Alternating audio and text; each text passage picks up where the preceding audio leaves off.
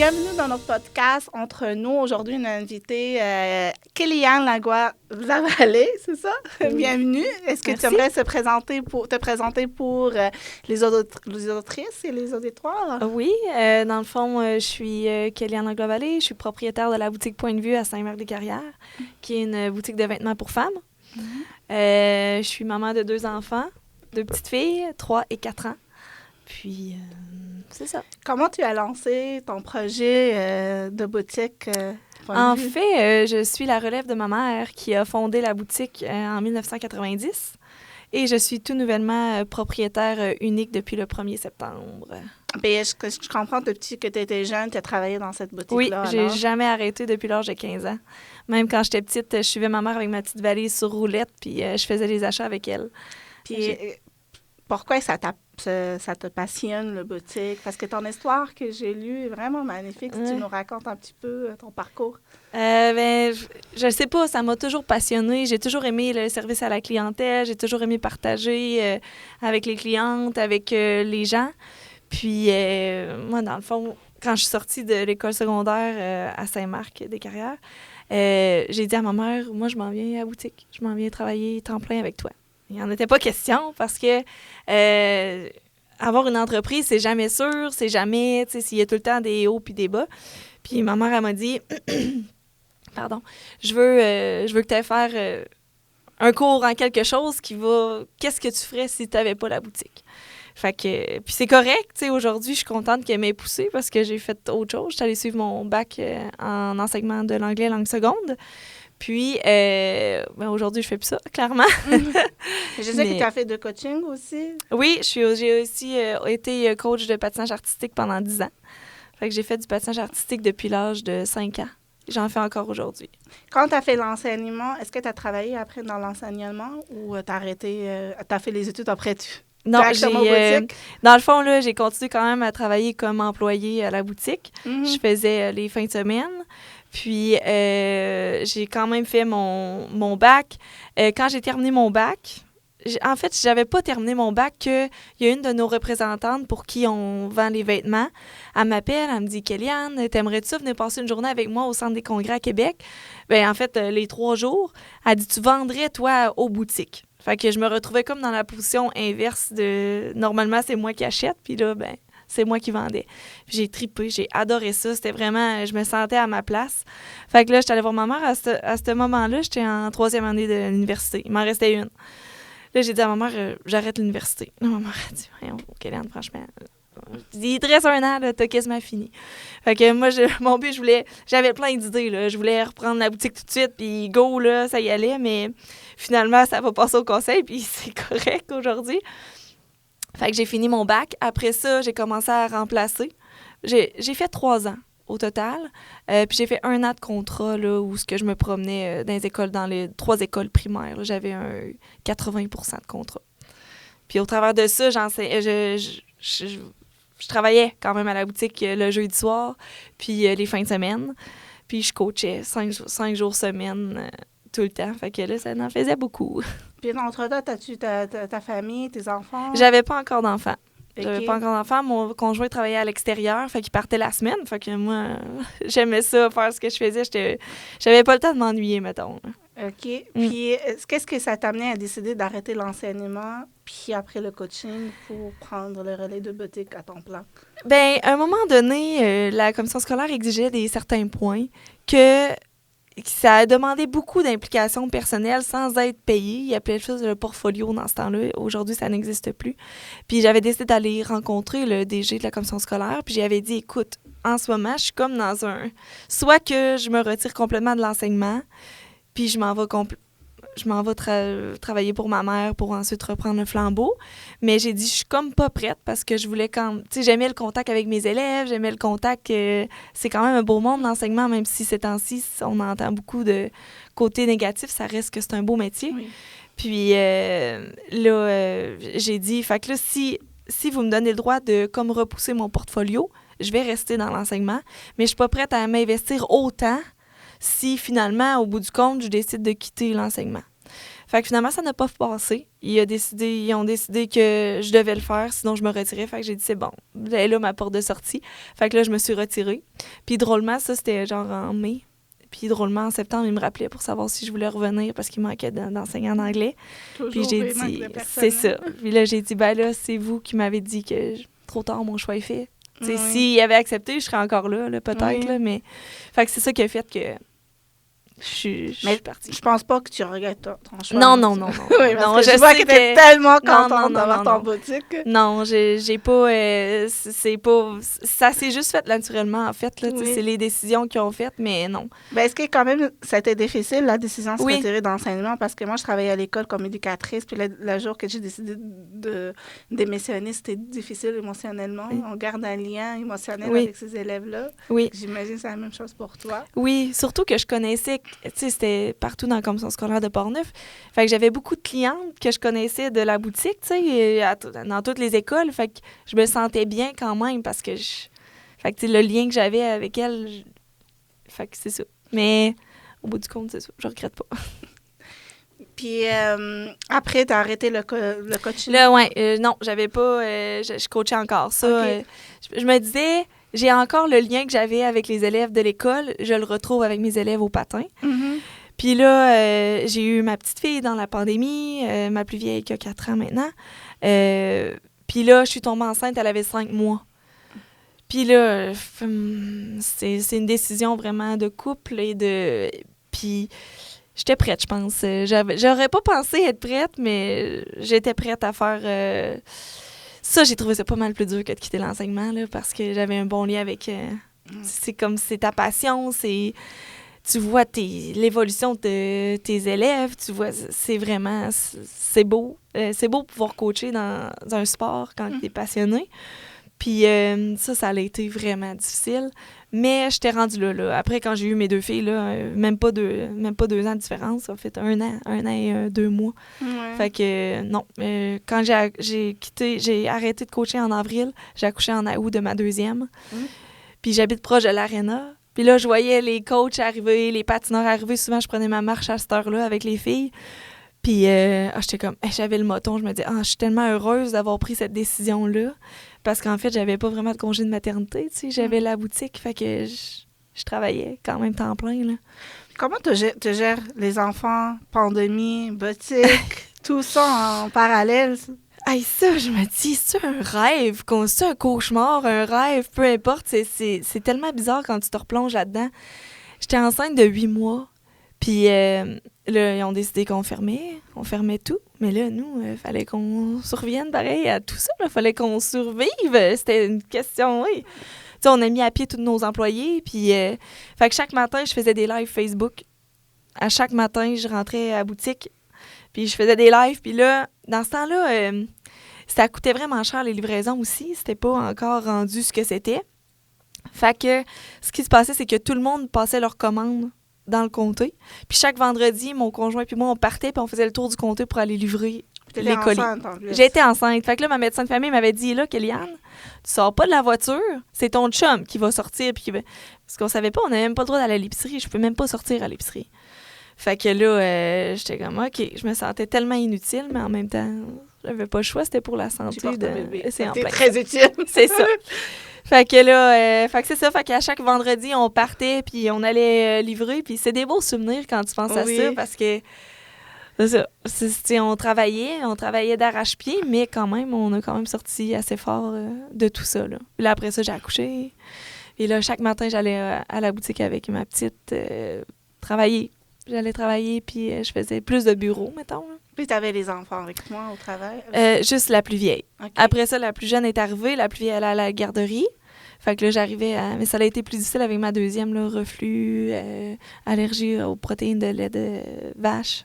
Faut que là, j'allais moins un petit peu. Là, je travaillais plus de la maison là, à ce moment-là. Là. Est-ce qu'il y a des gens qui étaient dans gérer la boutique en même temps? Ma mère était encore là. Moi, j'ai été copropriétaire en 2019. Okay. Fait qu'on était comme les 2... copropriétaire, parce que sans elle, je serais pas c'est la chance d'avoir une entreprise familiale. Oui, c'est ça, en plein ça. Là, j'ai pu avoir mes enfants, j'ai pu en profiter.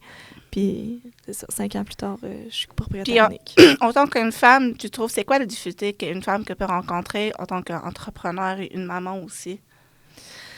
C'est sûr que l'équilibre dans tout ça est très difficile. Je trouve que... Et je pense que j'arrive à bien le faire, honnêtement. C'est ce qui me faisait peur beaucoup. Je me rappelle, mon conjoint me disait « Kéliane, j'ai peur quand tu vas avoir les enfants que tu mettes la boutique avant tout, tu sais, en premier lieu. » Puis j'ai dit « Ben non, sois pas inquiet. » Mais je savais au fond de moi, je savais que j'étais consciente de son inquiétude et je le vivais un petit peu parce que je sais comment je suis. Puis je me dévouais vraiment beaucoup pour la boutique, puis autant pour le coaching, tu sais, autant que quand je fais quelque chose, je le fais à 100%. Puis là, je me dis, hey, j'espère que je vais être capable de trouver l'équilibre. Puis finalement, je pense que j'arrive bien à le faire. Des fois, je me remets en question, puis j'en parle avec mon conjoint, puis il dit non, il dit, je trouve que t'arrives bien à ça. Puis, tu sais, la garderie ferme à 5h15.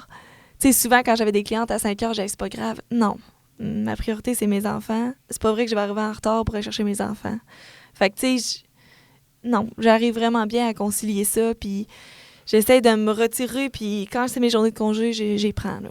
Est-ce que tu te sens que tu es bien soutenue dans tout ça? Tu veux dire avec mon équipe à la boutique? L'équipe, dans ta vie, tes enfants? Oui, j'ai ça, vraiment... c'est la plus importante. Ouais. Je trouve qu'on ne peut pas faire toute seule. En tant qu'une femme, s'il n'y a pas quelqu'un derrière nous. Non. On peut faire des choses seules, mais ce sera bien qu'on soit toujours entouré, bien entouré avec des gens et tout. Puis au niveau aussi, le sentiment...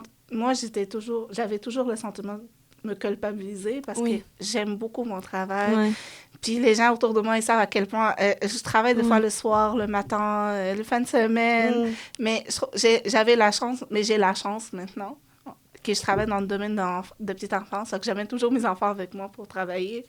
Mais c'est dur de faire pour moi, c'est dur de faire cet équilibre, mais avec le temps, quand mon fils est tombé très malade, gravement malade, j'ai réalisé, mon fils, c'est ma priorité. Puis j'ai expliqué à mon patron, je dis, écoute, mon fils est malade.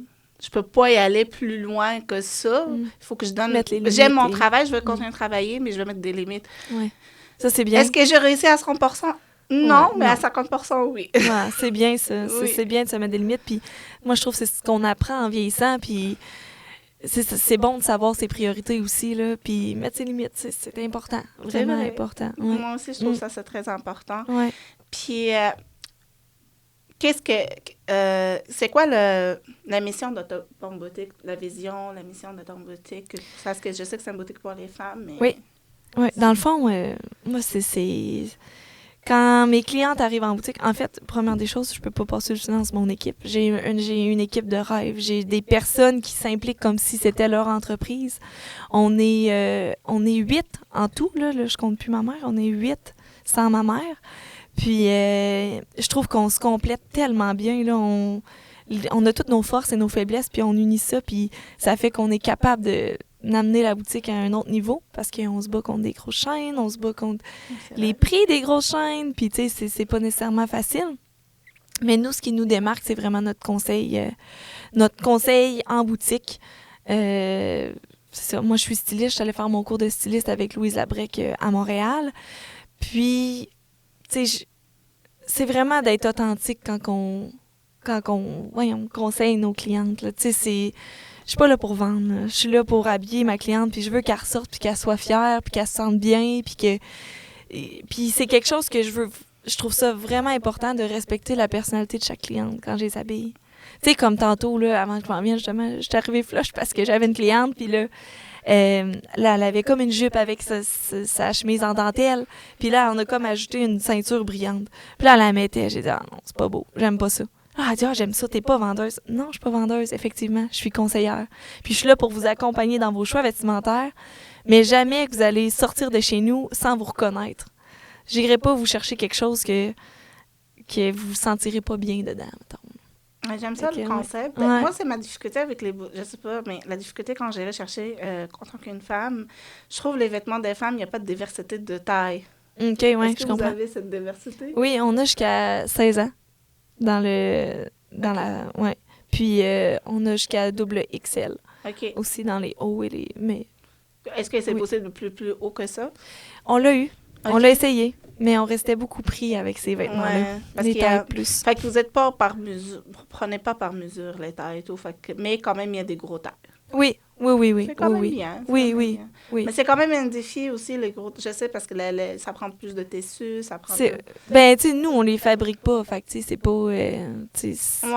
Mais, tu sais, c'est... Je sais pas, tu sais, il y en a plein qui pensent qu'ils rentrent pas dans les vêtements chez nous, mais pourtant, oui, tu sais. Mais à cette heure, avec notre site web transactionnel, c'est facile d'aller voir qu'est-ce qu'il y a disponible comme grandeur ou... Puis, tu sais, sinon, on nous écrit, puis, tu sais, celles qui commandent en ligne, souvent, vont demander les mesures. Fait que nous, on mesure les vêtements pour elles au niveau du buste, au niveau des hanches, tu sais, où est-ce que c'est plus facile à savoir, là. Mais j'aime ça aussi que c'est sa boutique juste pour les femmes, fait que tu rentres dans l'endroit juste pour toi. Oui. Il n'y a pas des hommes, il n'y a pas non. Juste à toi, femme. Non, puis quand on vous attend, quand on vous entrez, quand on a le temps, on vous offre un cappuccino, un latte, tu sais, on magasine vraiment c'est très chaleureux, là, très authentique comme place. Puis... Je voulais arrêter aujourd'hui, oui, c'est ça. J'avais pas le temps à cause du déplacement, mais oui, c'est sûrement que je vais passer faire une tour. Ah non, ça vaut la peine, puis c'est ça, on essaie de rejoindre quand même une... Tu sais, on a ma grand-mère de 86 ans, oui, s'habille chez nous. Puis la fille de 15 ans s'habille aussi chez nous. Fait que, tu sais, on a vraiment pour tous les âges, là. Oui. J'ai une question. C'est quoi le conseil que tu vas donner à une femme elle veut plonger dans l'entrepreneuriat, mais elle se doute d'elle, elle ne sait pas quoi faire, par où commencer? Est-ce qu'elle sera capable, surtout si elle a des enfants, une famille? Ça, c'est quand même... tu sais, il faut que tu sois passionné. Première des choses, il faut que tu sois passionné, puis que c'est pas... faut pas que tu fasses ça pour l'argent ou pour... parce que c'est pas plus payant qu'une autre job, là. Tu sais, c'est pas... En tout cas, personnellement, je pense, là. Tu sais, je pense que qu'est-ce qui me fait vibrer, moi, c'est vraiment ma passion pour la mode, pour le côté gestion, le côté... moi, j'aime ça parler avec mon équipe, j'aime ça qu'on amène... Ben, c'est sûr que je dis à tout le monde de faire le saut s'ils sont prêts à le faire, mais c'est sûr que ça prend ta tête, elle arrête jamais de tourner. Elle arrête jamais. Et t'arrives à la maison, j'ai oublié de répondre à cette cliente-là. Ah. Puis à cette heure, avec les réseaux sociaux, c'est 24/7, là. Tu sais, c'est 24/7. Puis, c'est ça, c'est juste d'être capable de décrocher aussi, ça, c'est quelque chose qui est difficile. Ça, moi, je trouve ça difficile vraiment. Il faut que je m'évade vraiment surtout que j'habite à côté de la boutique, là. Mais, puis, quand je suis avec mes enfants, j'essaie vraiment de... Oh, je sais pas si je réponds à la question, là, de toute façon. OK. Il y a une personne qui m'a dit... l'autre fois, j'avais dit, là, je suis en congé, là, elle m'a dit, profite-en, là, laisse ta tête ici, là. Puis elle m'a dit, regarde la vie comme tes enfants la regardent. Puis tu sais, ça, on l'oublie. Tu sais, on l'oublie parce qu'eux autres, c'est tellement naïf et simple, eux autres, là. Fait que tu sais, souvent, quand je veux décrocher, c'est ça que j'essaie de faire. J'essaie de me mettre dans les yeux de mes filles, puis de me dire, hey, on vit simplement, on est bien, c'est une belle journée. Puis on réglera les affaires plus tard. Mais quand même, je te félicite parce que comme tu t'as suivi ta passion, c'est pas facile pour tout le monde. Non, c'est ça. Ça. Pas suivi l'argent ni non. La qualité de vie. Tu as choisi ben, t'as une qualité de vie quand même. Oui. Mais tu as choisi le patient avant tout. Oui. Puis c'est normal qu'on essaie toujours, en tant que maman, d'essayer de faire un équilibre entre nos enfants et notre travail et tout. C'est tout le temps oui, puis c'est ça. Tantôt, comme tu disais, moi, mon conjoint est très présent aussi. Là, une chance, parce que je serais pas capable d'y arriver. Là, c'est vraiment... Il m'a poussée à le faire, puis... Tu sais, quand j'étais enseignante, j'ai quand même eu une drop de salaire quand même importante. Fait que, tu sais, lui, il était là, non, vas-y, on le fait. Puis, tu sais, c'est un travail d'équipe. C'est carrément exactement. ça. C'est bien d'avoir un partenaire qui encourage. Puis ça, c'est très important. Oui, vraiment. Couple. Mais je suis vraiment contente de te rencontrer. Tu as l'air très passionnée. J'aime ta passion aussi. Ça me passionne plus, de faire plus. C'est bon, oui. Bon, je fais beaucoup, mais ça donne le goût de faire plus. Tant mieux. Merci beaucoup. Puis... c'est sûr que je vais aller faire une petite visite. Tellement tu as parlé de ta passion, ça se vend dans tes paroles, ça me donne le goût d'aller voir. C'est bon. Tu peux nous suivre sur les réseaux sociaux aussi. Oui. On est très actifs sur Facebook, Instagram, TikTok. Ah, aussi, c'est on n'a pas le choix, il faut embarquer. Mais c'est bien, c'est une bonne idée parce que les gens, ils négligent maintenant, comme entrepreneur, qu'il y a plusieurs plateformes de réseaux sociaux, puis les gens, ils vont en ligne. Maintenant, si tu sais ton vidéo pointe sur TikTok, tu fais des ventes de... Oui, c'est ça. C'est important. C'est très important. C'est pas toujours... c'est un beau petit... En tout cas, c'est dur de se garder à jour dans les réseaux sociaux. Ça roule tellement vite que c'est ça. Les algorithmes, ça change tout le temps, c'est vrai. C'est pas facile. Je comprends très bien. Je suis sur les réseaux sociaux beaucoup. Ça se vend aussi. Ton idée, c'est pas facile. Il faut toujours être créative. C'est ça. Avoir de l'inspiration, fait que c'est compréhensible, mais c'est bien. Tu es à jour, tu fais ton effort. Pas le choix. Mais c'est bien ça. Puis merci d'être ici aujourd'hui parmi nous. Merci de m'avoir reçu, c'est gentil. Ça fait plaisir.